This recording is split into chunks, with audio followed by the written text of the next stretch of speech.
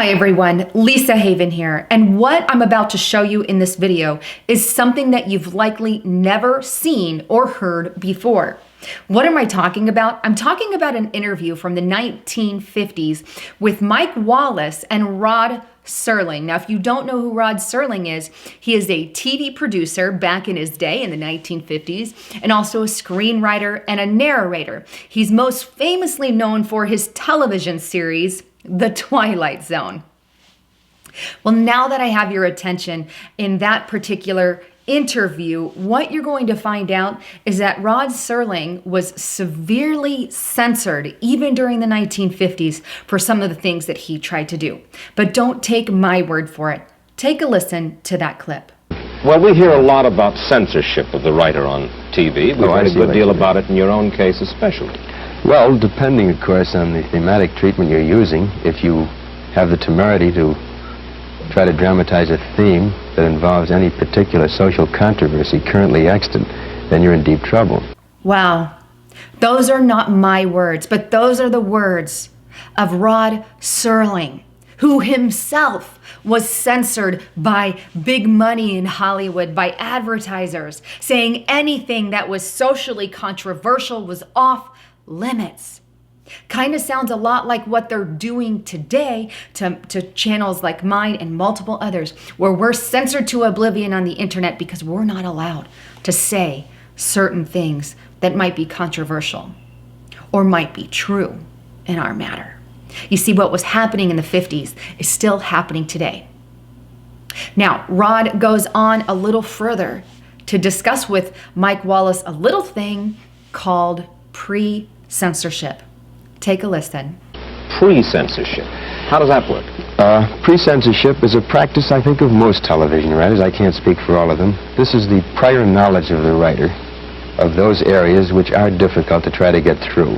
And so a writer will shy away from writing those things which he knows he's going to have trouble with on a sponsorial or an agency level. We practice it all the time. We just do not write those themes which we know are going to get into trouble. Again, not my words, but the exact same thing he was talking about is once again happening now. I don't think it's ever stopped. It's gone on, and in fact, it's gotten worse. Now, Rod was talking about shying away and staying away from certain controversial topics because if they talked about those topics or discussed them, then you would get in trouble. Same kind of thing that YouTubers and journalists and alternative news reporter, not the mainstream because they're bought and paid for, but alternative media is faced with today. Even people in Hollywood. I know multiple directors of movies. I'm going to be in one soon. And all of them have to break away from the branches of Hollywood just to put certain things like Christian narratives or whatnot in their movies. But isn't that interesting? There is a lot of pre-censorship going on today, and they made Alex Jones a standing picture of that when they took him off of multiple platforms. You want to speak against the deep state and the New World Order? This is what will happen to you. As a result, unfortunately, many in the journalist industry now shy away from certain topics. Now, a little further in the interview with Mike and Rod, he gets in and asks him, Mike says, who are the culprits? Well, take a listen to what he has to say. Who's the culprit? Is it the network, the sponsor? It sure is not the FCC. No, it's certainly not the FCC, ideally speaking, of course. It's a combination of culprits in this case, Mike. It's partly network. It's principally agency and sponsor.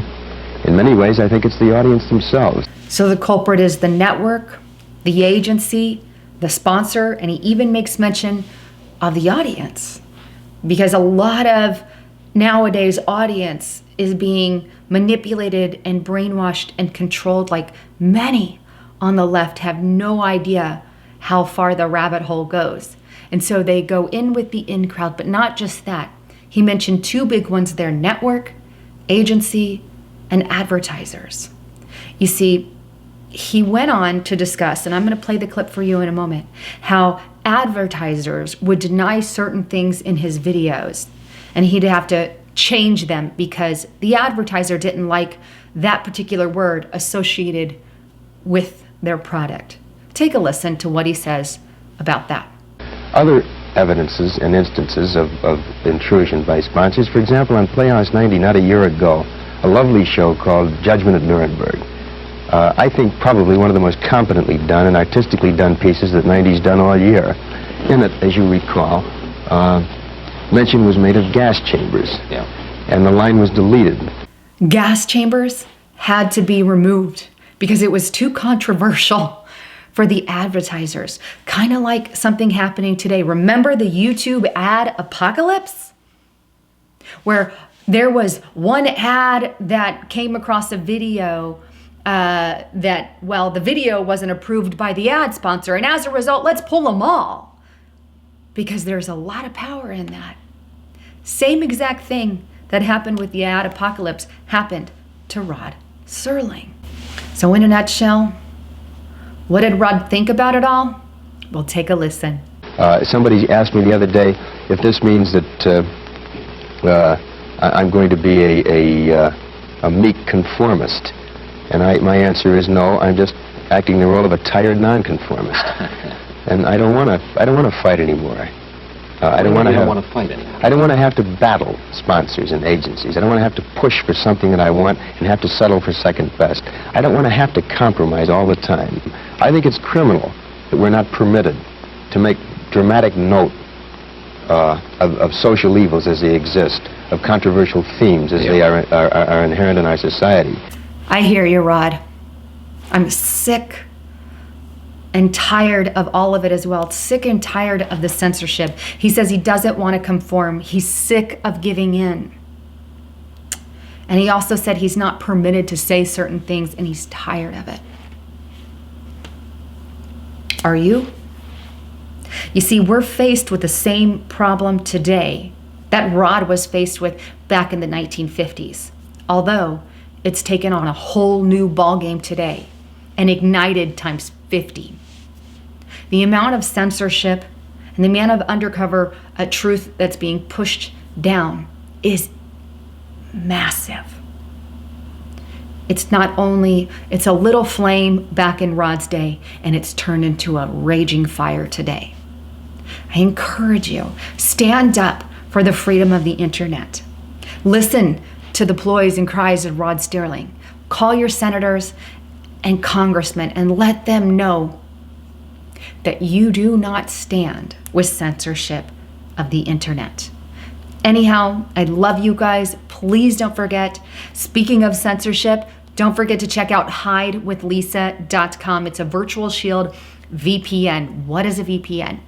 Well, basically, if you have a computer and you're looking at stuff and you don't want anybody to know what you're looking at, well, it retracts all your searches to another computer out of another state. So everything you search for pretends like it's on another computer. 100% must have. Don't use the free ones. They are not really free, isn't really free. And they've got some amazing deals at Hide with Lisa. So make sure you check that out below. Anyhow, thanks again for tuning in. I'm Lisa Haven, signing out.